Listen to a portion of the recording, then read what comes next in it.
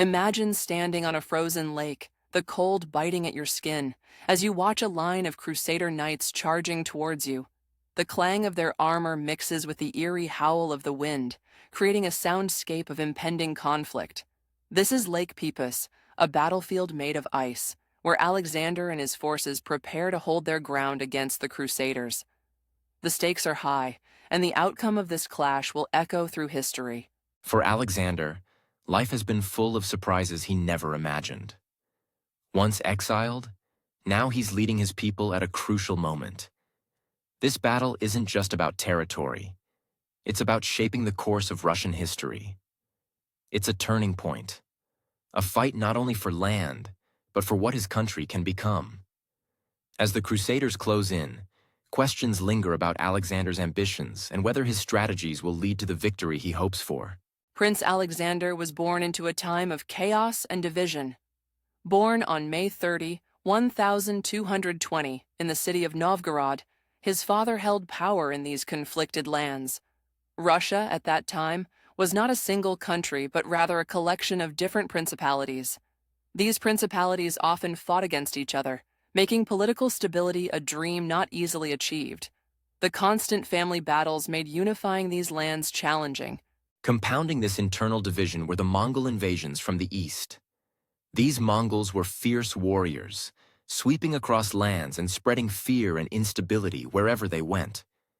In 1236, Alexander's father managed to capture Kiev. 2 years later, he took control of Vladimir. These victories were not permanent solutions, though. They were like patches on a badly worn cloth. To leave a lasting legacy, more was needed. With his father's eyes elsewhere, control of Novgorod fell into the hands of young Alexander. Imagine facing such a huge responsibility at a young age, and Novgorod, being a vital trade center, demanded careful handling. Unlike others, Alexander opted for peace with the Mongols, choosing to pay them tribute rather than engaging in war. His decision might have been controversial, but it ensured that his city thrived economically, staying on its feet amidst the chaos. This approach was not just about avoiding battles. Alexander had a vision, a belief that Russian lands needed to unite under one strong leader. With these ideals in mind, he aimed to bring together the Slavic people across vast distances, from the shores of the Black Sea to the coastlines of the Baltic. This unity, Alexander believed, would safeguard them from threats, both from the Mongols in the east and from enemies in the west. And if you're enjoying hearing about this journey, remember you can receive transcripts and support us by clicking Join. As the Crusaders looked eyes onto the Baltic region, the Catholic Church saw an opportunity to spread Christianity. The Baltic was the last stronghold of pagans in Europe, and the Church wanted to change this. The papacy sent envoys, like Guilelmus Modena, to the area hoping to form alliances to bring the region under Christian control. These efforts were seen across the lands, aiming to convince local leaders to join the Crusades with promises of power and influence. In forming this Crusader alliance, the plans were more than just spiritual. Sweden, Denmark, and the Teutonic Knights joined forces, but their reasons were not just about faith.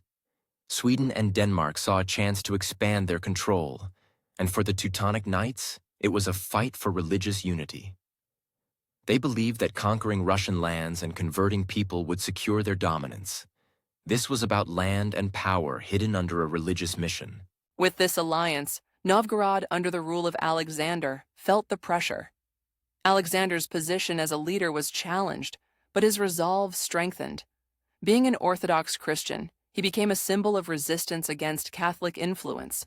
This resistance was not simple. It was a fight to maintain autonomy and faith in a region desired by the Crusaders. For Alexander, it meant asserting control over his lands while defying a coalition of powerful Western forces. The Crusaders did not rest. Their raids across Russian lands pushed Alexander into action. Despite their strength, the Crusader assaults did not break Russian spirits. On numerous occasions, Russian resilience came to the forefront, halting the Crusaders in their tracks. The raids were a thorn in Alexander's side, prodding him into defending his lands fiercely. These attacks were not just battles for territory, they were battles for the identity and future of Russian lands. The invasion of Finland by King Eric IX marked the beginning of a significant power struggle in the north. His forces aimed to establish a stronghold close to Novgorod, using it as a base for further attacks. Alexander was aware that he could not let this happen without a response. This prompted him to mount a counterattack to protect his territories from falling under Crusader control. The Battle of the Neva, fought on July 15, 1240, became an essential victory for Alexander. With his skilled archers, he managed to defeat the Swedes and the Crusader knights in a decisive manner. However, this victory was only a part of his broader strategy. A second Crusader army was in preparation, posing a bigger threat that Alexander could not ignore. He needed to prepare carefully for the challenges ahead. The new Crusader force was formidable, consisting of well-trained Western knights who had previously taken control of Estonian lands. The army also included discontented Russians, Teutonic knights, and forces gathered by the German bishop of Dorpat. This coalition of soldiers was more challenging than any Alexander had faced before, both in its organization and its motivation for conquest and control. Despite these challenges, Alexander showed resilience and determination. He managed to reclaim Pskov, a crucial location for maintaining control and influence. This victory was not just a military achievement, but also a psychological one. By retaking Pskov, Alexander demonstrated that he was capable of not only defending his lands, but also reclaiming those taken by the Crusaders, setting the stage for the decisive confrontations that were to come. As Alexander's forces strategically withdrew, he set the stage for a decisive confrontation. It appeared to be a retreat in the face of Crusader pressure, but it was actually a clever maneuver. Hermann of Dorpat, confident in his numerical superiority, misjudged Alexander's movements. He saw the retreat as a sign of Alexander's weakness and chose to pursue aggressively. Little did he know that Alexander was preparing for a final showdown. Crossing the frozen Lake Peipus became a crucial element of Alexander's plan. The icy surface acted as a natural barrier against the weight of heavily armored Crusader knights. Once the Russians reached the other side, they quickly organized their battle lines. Alexander understood that precise positioning was key. His troops were ready for when Hermann would reach, unaware of what awaited him on the slick ice of the lake. Alexander's forces were expertly arranged for the upcoming clash. He placed his infantry in the center, forming a solid wall to absorb the initial blows. On his right, he led with his own cavalry, ready to strike at the right moment. His brother Andrei, along with Cossack archers, secured the left flank. This clever deployment aimed to counter the Crusader advantage of their cavalry charge, ensuring that his troops had full advantage over the icy terrain. The Crusaders, on the other hand, had high expectations of their success. They believed their superior armor and fighting skills would easily break through the Russian lines. The heavily armed Teutonic knights, positioned at the front, were ready for a swift and decisive charge. Yet they underestimated the effect of the frozen environment and the strategic foresight of Alexander, setting the stage for one of history's most remarkable battles. As the hiss of the wind swept across the ice, the Teutonic knights began their charge toward the solid Russian center. The armored knights, visibly determined, aimed to break the line with their powerful charge, hoping for a swift victory. Yet Alexander's foresight played out as planned. He had anticipated the need to stall the Danish cavalry, and his horse archers worked to great effect, firing arrows with precision, pinning them back. The Russian infantry, instead of faltering under the weight of the charge, held firm with remarkable discipline.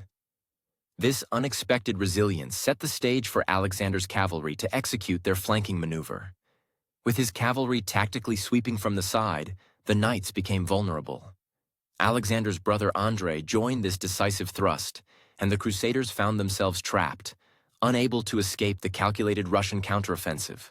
Alexander's army closed in, forming an iron circle around the Crusader knights.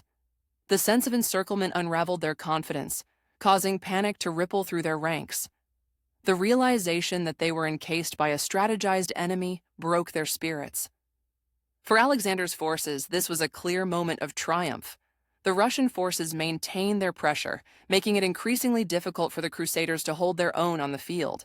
Bishop Hermann, a significant figure on the battlefield, met his fate amidst the chaos. His fall marked a critical blow to the morale of the Crusader forces. The once formidable knights, now leaderless, were overpowered by the tactical genius of their opponent. Alexander's planned execution of battle strategy demonstrated not only his military acumen, but also his ability to use the natural environment to his advantage. This victory would soon echo across the lands. With victory at Lake Peipus, Alexander's influence in Novgorod was greatly strengthened. This success not only reaffirmed his military prowess, but also solidified his political power. Novgorod, having faced repeated threats from the Crusaders, found a renewed sense of stability. Alexander's reputation as a strong leader prevented further invasions and allowed the city to thrive economically and politically. His foresight and strategic genius saved Novgorod from becoming another casualty of the Crusader ambitions. Beyond immediate gains, the victory at Lake Peipus also highlighted Alexander's long-held vision of a unified Russian state. This idea of a single, united leadership began to resonate more with Russian leaders. Although Alexander wouldn't see this dream fully realized during his lifetime, the seeds of unification were planted. His efforts defied the fragmented structure of the Russian lands and fostered a unity that later leaders would continue to cultivate, serving as a cornerstone for future Russian strength. The significance of this battle and its aftermath extended into cultural realms as well. Sergei Prokofiev composed a piece celebrating Alexander's victory, showcasing its importance in Russian history. Sergei Eisenstein's film, Alexander Nevsky, captured the drama and heroism of the battle, albeit years later. This film became a symbol of Russian resilience against Western pressures during political shifts. Used extensively by Stalin, it transformed into a propaganda tool, galvanizing national pride and underscoring Russia's strength in the face of foreign threats. The battle on the ice marked a turning point, influencing not only political landscapes, but also shaping Russian cultural identity. By defeating the Crusaders, Alexander showcased the strength and potential of Russian lands when united under visionary leadership. This victory was more than just a military success. It was a statement of national identity and resolve. As we analyze history, this battle serves as a reminder of the importance of unity and strategic foresight in overcoming external challenges and securing a legacy that endures through the ages. If you found Alexander's story inspiring, make sure to like this podcast and share your thoughts in the comments. Your support helps us bring more exciting content. To access our complete text transcripts and behind-the-scenes insights, hit the Join button for our YouTube membership. It's your support that allows us to continue exploring such fascinating historical events together.